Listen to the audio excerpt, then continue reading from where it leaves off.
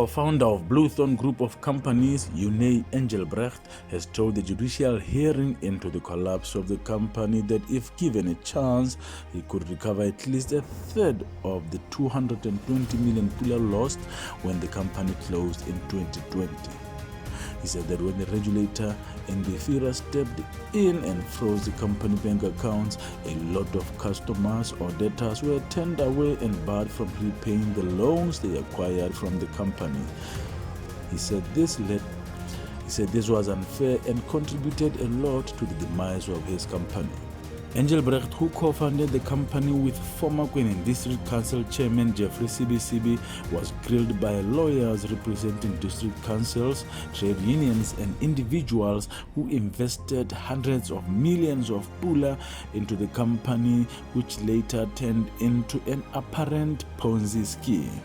He said that he fell sick and was hospitalized around September 2019 and discharged in March 2020, only for the country to be placed under lockdown for 3 months, making it impossible for his company to work and collect debts.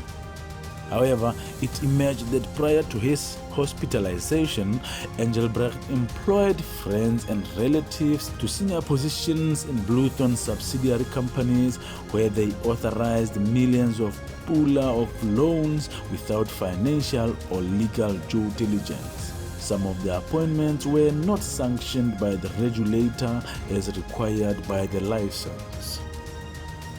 The witnesses told the hearing that Bluthorn employees established several companies under Bluthorn Holdings, through which funds were channeled to other companies. They said that in some instances, the same companies interfered or tried to control how the loans should be spent, causing confusion on how they were going to repay the funds. One witness, Oratile Nkape, said he was offered to be a director in one of the companies, Loan Co., by someone linked to Bluthorn fund managers, and he jumped at the opportunity.